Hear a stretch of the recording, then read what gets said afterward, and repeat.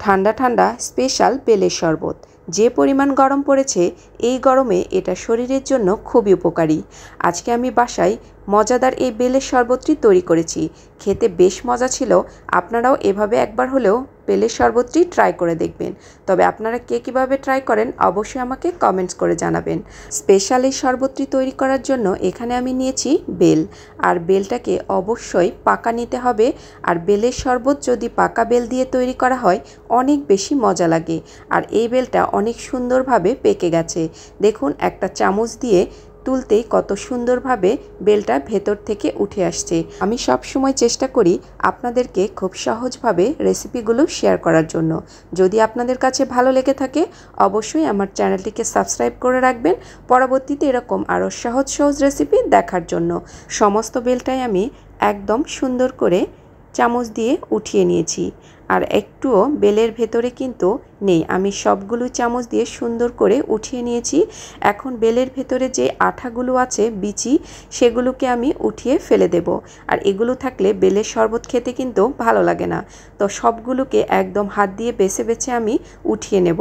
তো সবগুলোকে উঠিয়ে নিয়েছি। এখন এই বেলের মধ্যে কিছুটা আমি পানি দিয়ে দেব। তো আমি এই কাজটা হাত দিয়েই করছি।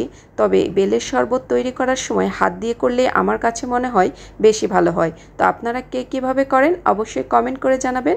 হাত দিয়ে ভালো করে মেখে নিয়েছি। এরপর একটু চিপে চিপে ভেতরে যে ছোবড়াগুলো রয়েছে এগুলোকে আমি একদমই বের করে ফেলে দেব। তাহলে একটা ফ্রেশ জুস বেরিয়ে আসবে। এখন এর মধ্যে দিয়ে নিচ্ছি 2 টেবিল চামচ পরিমাণ চিনি। মিষ্টিটা অবশ্যই আপনারা আপনাদের টেস্ট অনুযায়ী ব্যবহার করবেন। এরপর দিয়ে নিচ্ছি 1 টেবিল চামচ পরিমাণ গুঁড়ো দুধ। তো সবগুলো দেওয়া হয়ে গেছে।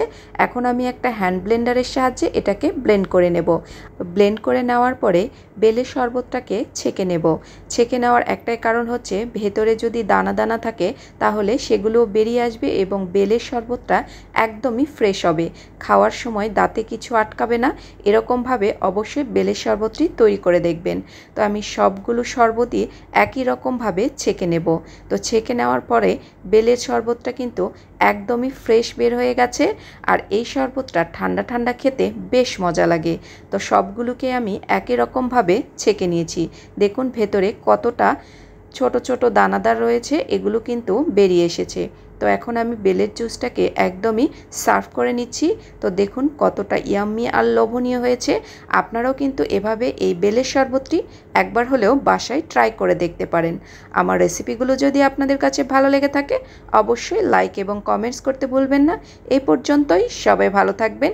আবার দেখা হবে নতুন কোনো সহজ রেসিপিতে। আল্লাহ হাফেজ। আসসালামু আলাইকুম।